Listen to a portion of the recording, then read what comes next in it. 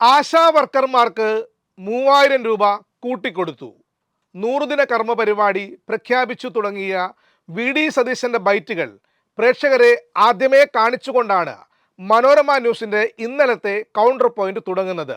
ഇത് പ്രേക്ഷകരെ പിടിച്ചിരുത്താനുള്ള പതിവ് തന്ത്രം മാത്രമല്ല, അതിനൊരു രാഷ്ട്രീയ ഉള്ളടക്കം കൂടിയുണ്ട്. എന്നാൽ ഇപ്പോൾ ഉള്ളത് നിലപാട് വിഴുങ്ങി RSSന് വഴങ്ങിയ സർക്കാരെന്നും ഇരുണ്ട കാലം തിരിച്ചെത്തുന്നുവെന്നും ഇടതുപക്ഷ ജനാധിപത്യ മുന്നണി നിലപാട് പ്രഖ്യാപിച്ചു. എന്നാൽ അങ്ങനെ തീരുമാനിക്കാൻ കഴിയുന്ന കാലമാണോ 45 ദിവസം? ഇതാണ് മനോരമ ന്യൂസ് കൗണ്ടർ പോയിന്റിൽ നേരത്തെ കാണിച്ച ബൈറ്റുകൾക്കെതിരായി ശ്രീമാൻ അയ്യപ്പദാസ് കണ്ടെത്തിയ ചോദ്യം. സർക്കാർ നടപ്പാക്കിയ നല്ല കാര്യങ്ങളെ കണ്ടില്ലെന്ന് നടിക്കാമോ? എത്തിപ്പെട്ട വിവാദങ്ങളിൽ പഴിയുടെ 100% ഈ സർക്കാരിനുള്ളതാണോ?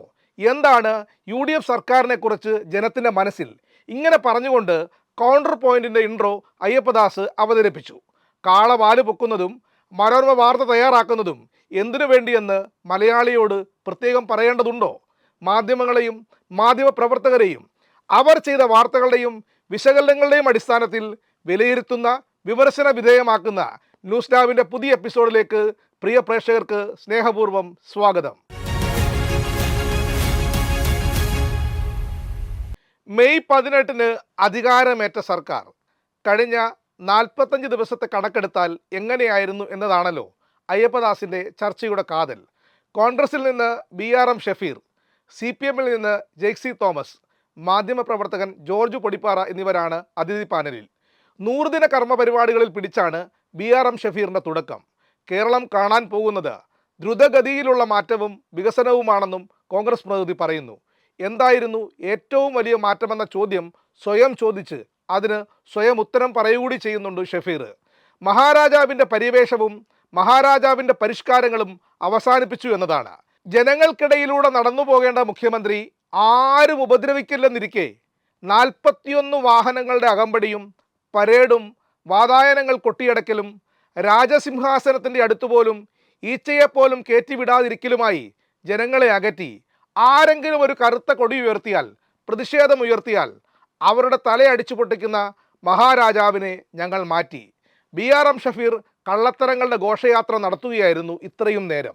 41 വാഹനങ്ങളുടെ അകമ്പടി എന്നതൊക്കെ എന്നേ പൊളിഞ്ഞു പാളീസായ കഥകളാണെന്ന് BRM ഷഫീറിനും അറിയാം, അയ്യപ്പദാസിനും അറിയാം. പക്ഷേ ഇത് കേൾക്കുന്ന ജനം വീണ്ടും വീണ്ടും വിശ്വസിക്കണം. മുഖ്യമന്ത്രി ആയിരുന്നപ്പോൾ പിണറായി വിജയൻ 41 വാഹനങ്ങളുടെ അകമ്പടിയിലാണ് സഞ്ചരിച്ചതെന്ന്. ഷഫീറിൻ്റെ വാക്കുകൾ ഒന്നുകൂടെ പരിശോധിച്ചാൽ ആരും ഉപദ്രവിക്കല്ലെന്നിരിക്കെ 41 വാഹനങ്ങളുടെ അകമ്പടി പിണറായി വിജയന് ഉണ്ടായിരുന്നു എന്ന വാചകം പ്രത്യേകം ശ്രദ്ധിക്കണം. 2017 മാർച്ച് 3 മനോരമയുടെ റിപ്പോർട്ട് തന്നെ പരിശോധിച്ചാൽ ആ വാർത്തയുടെ ഇൻട്രോ ഇങ്ങനെയാണ്: കേരള മുഖ്യമന്ത്രി പിണറായി വിജയന്റെ തല കൊയ്താൽ 1 കോടി രൂപ പ്രതിഫലം നൽകുമെന്ന പ്രഖ്യാപനവുമായി മധ്യപ്രദേശിലെ ഉജ്ജയിനിയിലെ RSS പ്രാദേശിക നേതാവ് കുന്ദൻ ചന്ദ്രാവത്ത്. ഇതിനായി തൻ്റെ സ്വത്ത് പോലും വിൽക്കാൻ തയ്യാറാണെന്നും ചന്ദ്രാവത്ത് പറഞ്ഞു. അതായത് RSS തല കൊയ്യുമെന്ന് പരസ്യമായി പ്രഖ്യാപിച്ച ഒരേ ഒരു മുഖ്യമന്ത്രിയെ ഇതുവരെയുള്ളൂ. അയാളുടെ പേരാണ് പിണറായി വിജയൻ. വലിയ ഭൂരിപക്ഷത്തിൽ അധികാരത്തിൽ വന്നു എന്ന് കരുതി എന്തു തോന്നിയവാസവും വിളിച്ചു പറയാനുള്ള ലൈസൻസ് എന്ന നിലയ്ക്ക് കാണുന്നത് അത്ര ശരിയായ രാഷ്ട്രീയമല്ല. രാഹുൽ ഗാന്ധിക്കോ മല്ലികാർജുൻ ഖാർഗെക്കോ സാക്ഷാൽ VD സതീശനോ ഇങ്ങനെ ഒരു ഭീഷണി നേരിടേണ്ടി വന്നിട്ടുണ്ടോ? അങ്ങനെ ഇല്ലെന്നിരിക്കെ, ആരും ഉപദ്രവിക്കില്ലെന്നിരിക്കെ 41 വാഹനങ്ങളുടെ അകമ്പടി പിണറായി വിജയൻ ഉണ്ടായിരുന്നു എന്ന പച്ചക്കള്ളം വിളിച്ചു പറയുകയാണ് BRM ഷഫീർ. ചാനൽ ചർച്ചകളിൽ ഇതുപോലെ കഥാപ്രസംഗം നടത്തുന്ന മറ്റൊരു കോൺഗ്രസ് നേതാവും ഉണ്ടാവില്ല. സത്യത്തിൽ മറ്റൊരു പാർട്ടിയിലും ഇങ്ങനൊരു നേതാവ് ഉണ്ടാകാൻ സാധ്യതയില്ല. ഇതേ BRM ഷഫീർ തന്നെ പല ചാനലുകളും പരിഹാസ്യനാകുന്നതും മനോരമയുടെ തന്നെ ചർച്ചയിൽ നിന്ന് ഇറങ്ങിപ്പോകാൻ ശ്രമിക്കുന്നതും കേരളം കണ്ടതാണ്. എന്നിട്ടും ആധികാരികമായി ആവോളം കള്ളം തള്ളി മറിക്കുകയാണ്.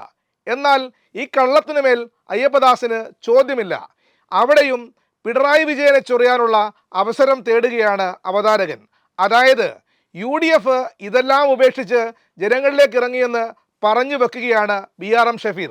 പ്രിയദർശിനി പദ്ധതിയും കടന്ന് ഓപ്പറേഷൻ തൂഫാനിലേക്ക് കടന്നു BRM ഷഫീർ.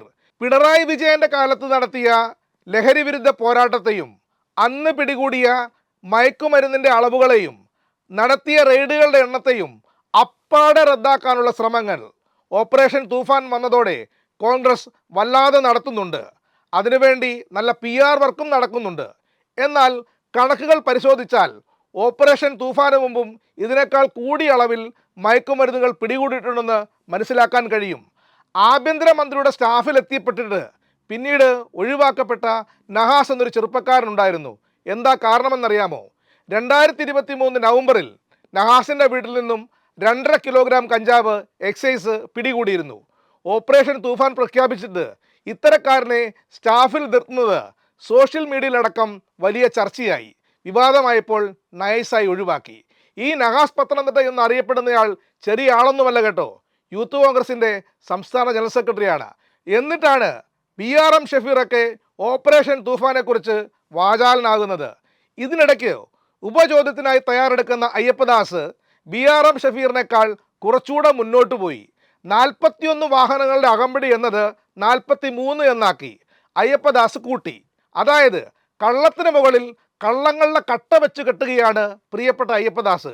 പിണറായിയോടുള്ള സ്ഥാപനത്തിൻ്റെയും തൻ്റെയും പക ഇതിൽ അടങ്ങിയിട്ടുണ്ടെന്ന് നാട്ടുകാർക്ക് മനസ്സിലാകും എന്ന് പ്രതീക്ഷിക്കുക മാത്രമേ രക്ഷയുള്ളൂ. വളരെ പ്രധാനപ്പെട്ട ഒരു കാര്യം കൂടി നൂറുകണക്കിന് കാര്യങ്ങൾക്കിടയിൽ BRM ഷഫീർ പറഞ്ഞു. പിന്മാറാൻ പറ്റാത്ത PM ശ്രീ പദ്ധതിയിൽ നിന്ന് പിന്മാറാൻ വേണ്ടി ഞങ്ങൾ ഒരു സബ് കമ്മിറ്റിയെ വെച്ചു. RSSൻ്റെ വായിൽ കൊണ്ട് തല വെച്ച് കൊടുത്തവരാണ് കഴിഞ്ഞ സർക്കാരെന്നും ഷഫീർ ഇടയ്ക്കൊരോളത്തിന് പറഞ്ഞുപോയി. PM ശ്രീ പദ്ധതിയുമായി ബന്ധപ്പെട്ടുള്ള വസ്തുത കേരളത്തിലെ ജനങ്ങൾക്ക് ഇതിനകം മനസ്സിലായി കാണുമെന്ന് ന്യൂസ് ലാബ് കരുതുന്നു. അല്ലാത്തവർ നിയമസഭാ സമ്മേളനത്തിൽ പ്രതിപക്ഷ നേതാവടക്കം സംസാരിച്ച വിഷയങ്ങൾ കേൾക്കുകയോ അത് സംബന്ധിച്ച വാർത്തകൾ വായിക്കുകയോ ചെയ്താൽ മാത്രം മതി. RSS സംഘപരിവാർ പ്രീണനത്തിൻ്റെ 1001 കഥകൾ ചുരുങ്ങിയ ദിവസങ്ങൾക്കുള്ളിൽ നടപ്പാക്കിയ സർക്കാർ എന്ന നിലക്കായിരിക്കും വരുംകാലം മേനോൻ സർക്കാരിനെ വിലയിരുത്താൻ പോകുന്നത്. രത്തൻ കേൽക്കറെ സെക്രട്ടറിയാക്കി നിയമിച്ചത് മുതൽ തുടങ്ങുന്നു മേനോൻ സർക്കാരിൻ്റെ RSS വിധേയത്വം. അടുത്തത് CPM പ്രതിനിധി ജെയ്സി തോമസിൻ്റെ ഊഴമായിരുന്നു. മുഖ്യമന്ത്രി VD സതീശൻ്റെ കയ്യൊപ്പ് പതിഞ്ഞ ഏത് തീരുമാനവും നിങ്ങൾക്ക് പരിശോധിക്കാം. അത്യന്തം അപകടകരമെന്നല്ല, യൂറ്റേണുകളുടെ ഘോഷയാത്രയാണ് മുഖ്യമന്ത്രി നടത്തുന്നതെന്ന് ഏതൊരു സാധാരണക്കാരനും മനസ്സിലാകുന്ന കാര്യങ്ങളാണെന്ന് ജയ്ക്ക് പറയുന്നു. യുക്തിസഹമായി ചിന്തിക്കുന്നവർക്കെന്ന് ജയ്ക്ക് പ്രത്യേകം പറയുന്നുണ്ട്. അതുകൊണ്ട് കാര്യങ്ങളെ യുക്തിഭദ്രമായി വിലയിരുത്തുന്നവർക്ക് ഈ സർക്കാരിനെക്കുറിച്ച് എന്തായിരിക്കും പറയാനുണ്ടാവുക? എന്തായാലും ന്യൂസ് ലാബിന് മനസ്സിലായ ഒരു കാര്യം പങ്കുവെക്കാം. ഈ 1.5 മാസം കൊണ്ട് തന്നെ ശരാശരി നിലവാരമുള്ള കോൺഗ്രസ്സുകാർക്ക് പോലും ഇഷ്ടപ്പെടാത്ത നാട്ടിലെ സാധാരണ ജനങ്ങൾക്ക് തങ്ങൾക്ക് തെറ്റുപറ്റിപ്പോയി എന്ന് തോന്നിയ ഒരു സർക്കാരാണ് ഇപ്പോൾ കേരളം ഭരിക്കുന്നത്. ഇക്കാര്യം ഇത് കേൾക്കുന്ന ഇത് കാണുന്ന ഏതൊരു പ്രേക്ഷകനും കേരളത്തിലെ സാധാരണ മനുഷ്യരോട് ചോദിച്ച് മനസ്സിലാക്കാവുന്ന കാര്യമാണ്. PM ശ്രീയും PMAYയും ഒക്കെ ജയ്ക്ക് ചർച്ചയ്ക്ക് വെക്കുന്നു. ഓരോന്നോരോന്നായി തുറന്നു കാണിക്കുന്നു. ഏറ്റവും ഒടുവിലായി മുഖ്യ തെരഞ്ഞെടുപ്പ് ഓഫീസറെ നിയമിച്ചതുവരെ ജയ്ക്ക് ചൂണ്ടിക്കാണിക്കുന്നു. അതുകൊണ്ട് തന്നെ നമുക്ക് ഈ സർക്കാരിനെ കുറിച്ച് സാധാരണക്കാർ എന്തു പറയുന്നുവെന്ന് ഒന്ന് കണ്ടുവരാം. സോഷ്യൽ മീഡിയയിൽ തന്നെ കണ്ടതാണ്. മൂന്നാമത്തെ ടൈം കിട്ടാത്തതിനാണോ നിങ്ങൾക്ക് പ്രശ്നം? അതല്ല പ്രശ്നം കൊണ്ടല്ല, അല്ലല്ല, അത് നല്ല ഭരണം കാഴ്ചവെച്ചു. നല്ല ഭരണം കാഴ്ചവെച്ചു. ഇപ്പൊ ഞാൻ പറയട്ടെ, വയനാട് എന്തെങ്കിലും ഒരു കുഴപ്പമുണ്ടോ? അല്ല, വയനാടത്തെ സ്ഥിതി ആലോചിക്കുക. ഇലക്ഷന്റെ റിസൾട്ട് എങ്ങനെയായിരുന്നു വയനാട്? ഞാൻ പറയട്ടെ, പെരുമ്പളം 1.5 കിലോമീറ്റർ പാലം പണിത്. പെരുമ്പളത്തെ അവസ്ഥ തന്നെയായിരുന്നു. ചെല്ലാനത്ത് ഏതാണ്ട് 1000-ന് മേൽ കോടി രൂപയുടെ പദ്ധതി നടപ്പിലാക്കിയത്. ചെല്ലാനത്ത് എന്താ സ്ഥിതി? ശരിയല്ലേ? അപ്പം ശരിയായ വികസനം ചർച്ച ചെയ്തിട്ടുള്ള ഇലക്ഷൻ ആയിരുന്നില്ല ഇവിടെ നടന്നത്.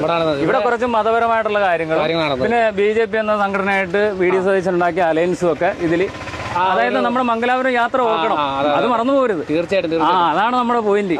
CPM പ്രതിനിധി പ്രധാനമായും ഉന്നയിക്കുന്നത് മേനോൻ സർക്കാർ സംഘപരിവാറിന് വേണ്ടി പണിയെടുക്കുന്നതിനെ കുറിച്ചാണ്.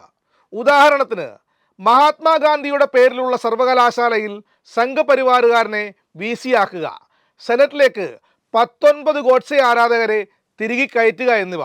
എന്നാൽ ഇവയിലൊന്നും തൊടാൻ അവതാരകൻ അയ്യപ്പദാസ് പ്രത്യേകം ശ്രദ്ധിക്കുന്നുണ്ട്. വല്ലാത്ത ജന്മം തന്നെ. അയ്യപ്പദാസിന് എന്ത് മഹാത്മാഗാന്ധി? അയ്യപ്പദാസിന് എന്ത് നാഥുറാം വിനായക് ഗോഡ്സെ? ഗവർണർ നടത്തുന്ന സമാന്തര ഭരണത്തെക്കുറിച്ച് കമാ എന്നൊരു അക്ഷരം പറയാൻ ശ്രീമാൻ അയ്യപ്പദാസ് തയ്യാറാകുന്നില്ല എന്നത് പ്രത്യേകം നമ്മൾ ഇവിടെ ശ്രദ്ധിക്കണം. അടുത്തതായി സംസാരിച്ചത് ജേർണലിസ്റ്റായ ജോർജ് പൊടിപ്പാറയാണ്. സംസാരിച്ചത് മൊത്തം UDFന് വേണ്ടി. പേരിനൊപ്പം മാധ്യമപ്രവർത്തകൻ എന്ന് ചേർത്തിട്ടാണ് ഈ മാതിരി ഊളത്തരം പറയുന്നത്. മാധ്യമപ്രവർത്തകനായിട്ടും കള്ളം പറയാൻ കാണിക്കുന്ന ധൈര്യമാണ് ന്യൂസ് ലാബിനെ അത്ഭുതപ്പെടുത്തുന്നത്.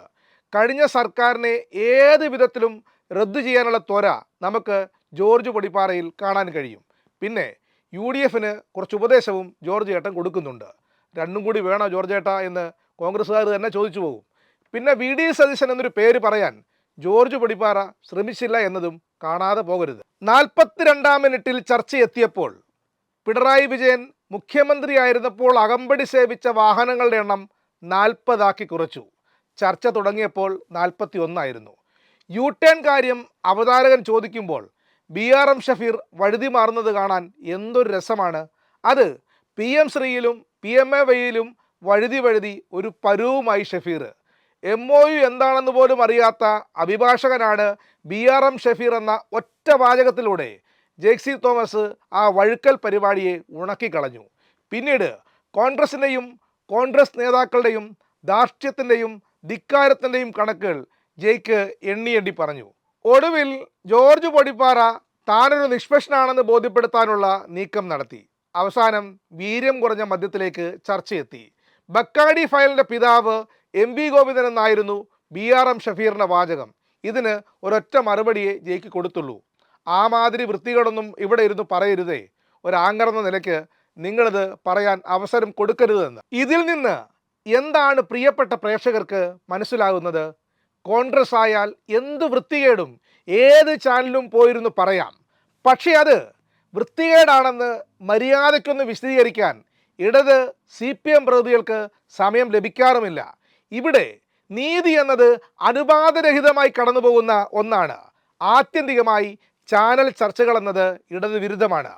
അത് തിരിച്ചറിയാൻ ഇടതുപക്ഷത്തെ ഏറ്റവും വലിയ പാർട്ടിയായ CPMന് കഴിയുന്നില്ല എന്നതാണ് വർത്തമാനകാലത്ത് ആ പാർട്ടി നേരിടുന്ന പ്രതിസന്ധികളിൽ പ്രധാനപ്പെട്ട ഒന്ന്. അതിനെ എങ്ങനെ കൗണ്ടർ ചെയ്യണമെന്നറിയില്ല. അതിന് ഏതൊക്കെ ചാലകങ്ങൾ ഉപയോഗിക്കണമെന്ന് ബോധ്യമില്ല. അതുകൊണ്ട് തന്നെ ഇത്തരം ഏകപക്ഷീയമായ ചർച്ചാ പരിപാടികൾ കേരളത്തിൽ തുടർന്നും കാണാം. ഇന്നത്തെ ന്യൂസ് ലാബിന് വിരാമം കുറിക്കുന്നു. അഭിപ്രായങ്ങളും നിർദ്ദേശങ്ങളും കമൻറ്റ് ബോക്സിൽ പങ്കുവെക്കാം. വിമർശനങ്ങളെ ഏറെ സ്നേഹത്തോടെ സ്വാഗതം ചെയ്യുന്നു. നന്ദി, നമസ്കാരം.